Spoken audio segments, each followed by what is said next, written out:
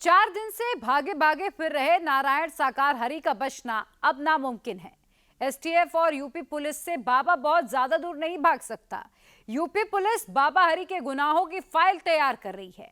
बाबा का जाल कहां तक फैला है, बाबा कैसे भोले भाले लोगों की जिंदगी के साथ खिलवाड़ करता रहा था, बाबा ने कैसे करोड़ों का एम्पायर खड़ा कर लिया, बाबा के सीक्रेट कौन एसटीएफ को बता रहा है, बाबा के गुनाहों पर सबसे बड़ी गवाही इस रिपोर्ट में देखिए। हाथरस से फरार हुआ साकार हरि कहां छुपा है? क्या बाबा ने महल के भीतर बंकर बना रखा है? सरकार हरि का माया जाल कहां तक फैला है? बाबा के खिलाफ सबसे बड़ी पड़ताल।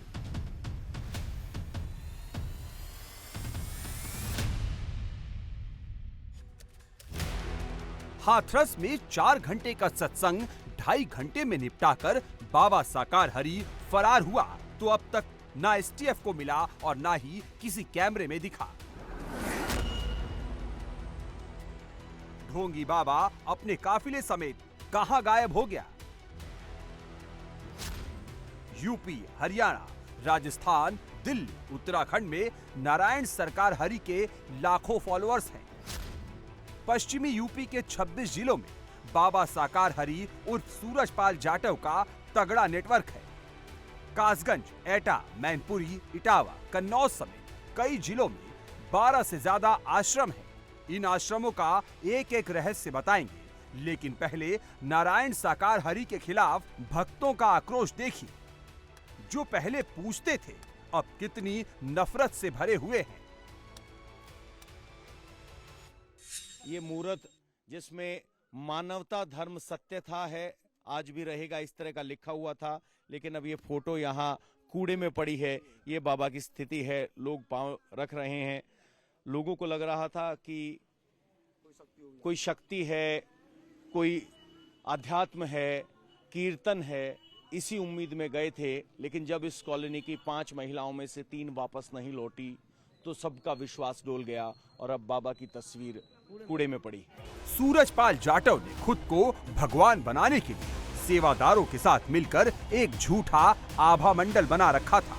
उसने भोले भाले भक्तों के बीच झूठ फैलाया था कि वो असाध्य रोगों को ठीक कर देता है, बाबा कैंसर का इलाज कर देता है, बाबा का लॉकेट भूत प्रेत से बचाता है, घर में बाबा का पोस्टर लगाने से लड़ाई झगड़ा नहीं होता, बाबा के चरणों की धूल में जादुई शक्ति है।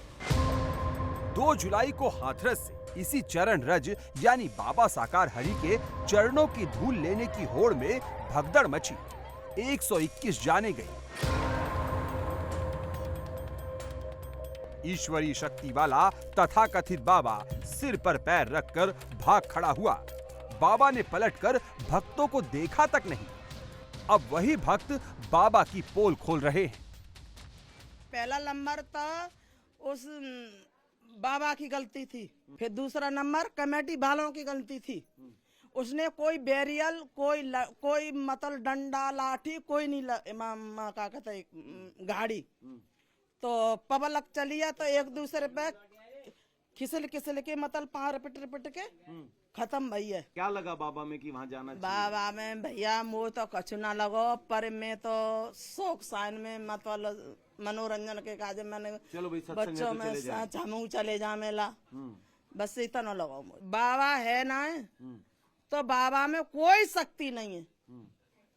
मैं तो अपने दिल में यही सोच रही हूँ, बाबा में गलती है ना, आके देखना चाहिए कि एक ही रोड पर का कहते इतनी जनता जा रही है, चौराहे के सारे करवाते, पूरब का आदमी आया है तो पूरब को जाना चाहिए, और पश्चिम का आया है तो पश्चिम को जाना चाहिए। ना कोई प्रशासन, ना कोई कुछ, ना माँ कोई पुलिस वाले नहीं देखे, 1-2 देखा होगा, मैंने कोई पुलिस वाले नहीं देखे। कहती हैं बाबा में कोई शक्ति नहीं। 5 सहेलियां गई थी, 3 वहीं रह गई, 2 वापस आई, 1 अस्पताल में है, 1 यहाँ बैठी हैं। ये इस कॉलोनी की हकीकत है। बाबा नारायण साकार हरि दावा करता था कि वो भक्तों से कुछ नहीं लेता, उसके सत्संग में सब कुछ फ्री होता है। हमने जब इसकी पड़ताल की तो बाबा का ये दावा भी झूठा निकला। बाबा सेवादारों के जरिए पोस्टर, फोटो, लॉकेट भक्तों को बेचता था। बाबा ने एक आरती भी बना रखी थी। आरती लिखा पोस्टर सबसे महंगा होता था। ये हम नहीं कह रहे, इसका खुलासा बाबा के वही भक्त कर रहे हैं जो सत्संग में जाते थे और ढोंगी बाबा के प्रभाव में आकर अपनी गाढ़ी कमाई वहां खर्च कराते थे। अब बाबा का रेट कार्ड भी देख लीजिए। लॉकेट 10 रुपए, किताब 50 रुपए, दफ्ती वाला स्टिकर 70 से 100 रुपए, आरती वाला पोस्टर 120 रुपए। बाबा कहता था कि वो पैसा नहीं लेता है, चंदा नहीं लेता है, लेकिन बाबा ने दुकान चला रखी थी। भक्तों को दुकान पे सौदे बेचे जाते थे। ये देखिए, ये फोटो है जो अंधविश्वास में लोग इसको अपने भगवान के स्थान पर जगह देते हैं। कितनी कीमत है भैया इसकी? 100 रुपए की कीमत। इस कागज की कीमत 100 रुपए। इसके अलावा अगर अलग अलग आप चीज देखेंगे तो ये देखिए, नारायण साकार हरि इस तरीके से अपनी पत्नी के साथ और लोगों में भावना पैदा करते थे और भगवान के स्थान इनको दे दिया गया था, लोगों ने इनको दे दिया था। भैया इसकी कीमत कितनी है? 70 रुपए। ये 70 रुपए। इसी तरीके से बहुत सारे यहाँ पे देखिए जो दफ्तियां हैं, इमेजेस हैं, उनको यहाँ रखा गया था। ये देखिए, यहाँ पे भी लिखा हुआ है नारायण साकार हरि की आरती। आरती है ये, शाम की आरती। शाम की आरती है ये। इसकी कीमत कितनी है? ये 80, 90, 100, 120 इनकी सारी 80, 90, 100, 120। जो जिस तरीके से खरीदे उसको उस तरीके से बेचो। बाबा के पास सिर्फ यही चीजें नहीं बिकती थी, बाबा के पास लॉकेट भी बिकते थे। ये देखिए, चमत्कारी लॉकेट है जो कि बच्चों को गले में लोग बांधते थे कि बाबा से मिलके चमत्कार होगा, फायदा होगा। और इस तरीके के लॉकेट, भैया इसकी कीमत कितनी है? 10 रुपए। कितने लॉकेट आपने खरीदे थे? ये बहुत सारे खरीद लिए, कम से कम खरीद लिए होंगे अब तक 100 से ज्यादा। 100 से ज्यादा लॉकेट खरीद डाले हैं। बाबा नारायण हरि अपने भक्तों से खास दूरी बनाकर रखता था। अगर कोई भक्त आमने सामने बैठकर अपनी समस्या पर डिस्कस करना चाहे तो उसका भी रेट तय था। बाबा से डायरेक्ट मिलने की बात करने वाले भक्तों से सेवादार 50 लाख की डिमांड करते थे। मिलने के लिए 50 लाख रुपए खर्चे करने पड़ेंगे। हाँ, जैसे आप और हम बैठे हैं इसी तरीके से बात करने के लिए 50 लाख रुपए खर्च करने पड़ेंगे। ये किसने बताया? ये वहीं के लोगों ने, आसपास के स्थानीय लोगों ने बताया। बाबा से मिलना है तो 50 लाख रुपए खर्च करना पड़ेगा। खर्च करनी पड़ेंगे। सत्संग कराना पड़ेगा या डोनेशन देना पड़ेगा? डोनेशन करना पड़ेगा हमको। बाबा को देने पड़ेंगे 50 लाख रुपए। वो तो कहते हैं हम दान नहीं लेते, हम किसी से कोई चीज नहीं लेते, हम किसी से पैसा नहीं लेते। संपत्ति 4 जिलों में फैला रखी है। ये कहाँ से बनाई है इसने?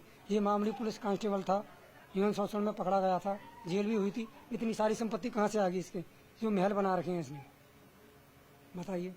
ये पब्लिक का तो है नहीं है, इसी का है। कहाँ से आ गया इसके पास? इसकी बदौलत आया, डोनेशन की बदौलत आया। उसको आजीवन कारावास होना चाहिए पूरी तरीके से। दोबारा सत्संग न हो पाए, दोबारा ऐसी घटना ना हो। आप चाहते हैं ऐसे सत्संगों पर रोक लगे, बाबा को आजीवन कारावास? आजीवन कारावास हो। ऐसे सत्संगों पर रोक लगनी चाहिए। आज हमारे साथ कुछ बीता है ये दिन, कल किसी और के साथ बीतेगा। हाथरस कांड के बाद भक्तों को जैसे जैसे बाबा की करतूतों का पता चल रहा है, बाबा के पोस्टर, लॉकेट और बाकी सामान कोई कूड़ेदान में फेंक रहा है तो कोई नाली में। हाथरस, अलीगढ़, मैनपुरी, इटावा और एटा जैसे जिलों में भक्त फांसी, उम्र कैद और एनकाउंटर तक की मांग कर रहे हैं।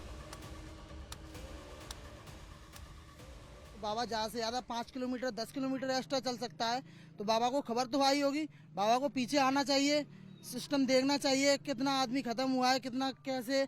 बाबा अपने कार्यकर्ताओं को ये बोल देता कि भाई इसको हटा दो, भीड़ को हटा दो या ये वाहनों को हटा दो, हाईवे पे उसमें खोल दो, तो बाबा के कहने से सब काम हो जाता। अब बाबा को ये क्यों गया आगे? फिर बाबा मीडिया के सामने क्यों नहीं आ रहा? प्रशासन क्या कर रहा है? बाबा को FIR होनी चाहिए बाबा के खिलाफ। बाबा को दोषी है ही है बाबा, पहली बात तो। और फिर बाबा को आप प्रशासन है, कोई भी बच्चा वाल क्रम करा देता है तो प्रशासन नेक देर में उठा लाती है। बाबा को क्यों नहीं लेके आ रही? तुरंत एनकाउंटर होना चाहिए बाबा का तुरंत एनकाउंटर। जैसे और लोग मारे गए ना, 121 इतने 150-200 आदमी मारे गए, इनका तो तुरंत एनकाउंटर होना चाहिए। एनकाउंटर होना चाहिए, तब तो जोगी गवर्नमेंट को मानेंगे, अन्यथा नहीं मानेंगे हम। तो कह रहे हैं कि बाबा के खिलाफ सख्त कार्रवाई होनी चाहिए, कुछ ज्यादा ही सख्त शब्दों का इस्तेमाल कर रहे हैं, कहते हैं एनकाउंटर होना चाहिए, वो संभव नहीं है। लेकिन फिलहाल पुलिस कह रही है जांच होगी, बाबा की भूमिका की जांच की जाएगी, लेकिन अभी तक बाबा का एफआईआर में नाम तक नहीं है। हाथरस कांड में बाबा नारायण साकार हरि के खिलाफ एफआईआर नहीं दर्ज हुई है। उसके 6 सेवादारों को जरूर गिरफ्तार किया गया है। इनमें मैनपुरी का राम लड़ैते यादव, शिकोहाबाद का उपेंद्र यादव, हाथरस का मेघ सिंह, मुकेश कुमार, मंजू यादव और मंजू देवी शामिल हैं। अलीगढ़ के जितेंद्र, जो हाथरस में अपने परिवार के साथ सत्संग सुनने गए थे, वहां भगदड़ में उनकी पत्नी और बेटा जिंदा लौट कर नहीं आए। वो और उनके जैसे कई भक्त बाबा को कड़ी सजा देने की मांग कर रहे हैं। भैया जो गुनहगार है, जो परमात्मा बनना है, या जिसने जो भी साजिश रची है, उसके लिए सजा मिलनी चाहिए पूरी। परमात्मा बन रहा है, इसका मतलब बाबा के खिलाफ आप चाहते हैं कार्रवाई हो? अब तक बाबा परमात्मा बनने उनमें कोई शक्ति नहीं, उनको भी सजा मिलनी चाहिए। जो जनता को गुमराह कर रहे हैं, जनता का जो वहाँ अगर ना जनता इतनी इकट्ठी होती, ना इतना हादसा होता। अगर वो परमात्मा है तो अपनी कोई शक्ति दिखाएं, नहीं है तो उन्हें सजा मिलनी चाहिए। और वो तो सजा इतनी मिल गई कि पूरी जिंदगी ना भूलूंगा भैया।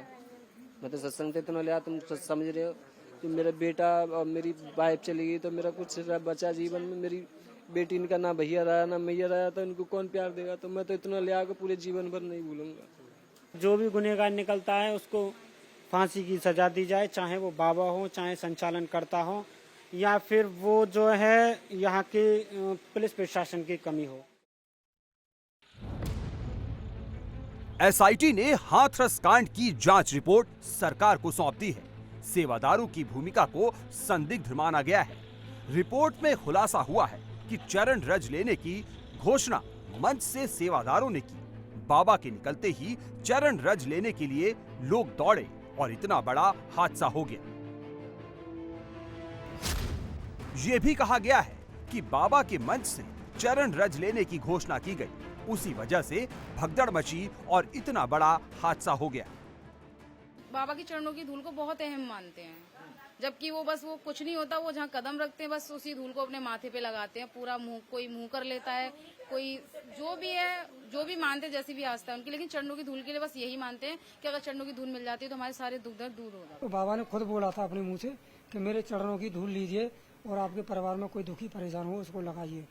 तो जैसे ही बाबा की गाड़ी निकली है और पब्लिक गाड़ी के पीछे भागी है, टायरों के नीचे की धूल उठाने के लिए, बाबा जहाँ से स्टेज से उतरा उसके नीचे की धूल उठाने के लिए निकली है, तो पब्लिक टूट पड़ी है उनके पैरों की धूल उठाने के लिए, तभी इतना बड़ा हादसा हुआ। और जो काली वर्दी में थे वो तो पब्लिक को हटाते जा रहे थे। पब्लिक कोई तो पब्लिक उनकी धक्के से ही घायल हो गई और मौत भी हो गई। चरण रज के बारे में जब हमने पड़ताल की तो चौंकाने वाली बात पता चली। दावा किया गया कि इसके लगाने से किडनी स्टोन पिघलकर खत्म हो जाते हैं, जख्म भर जाते हैं, मिर्गी के दौरे बंद हो जाते हैं, लेकिन पड़ताल में ये दावा झूठा निकला। चरण रज क्या है? चरण रज जो होता है कि घर में ला के धर लो, कोई बिटिया बेटा बीमार हो तो है तो बाके लगा दो, वो सही है जातो है। क्या सुन के लेके आए थे? के अच्छा है जाता, भला है जाता है।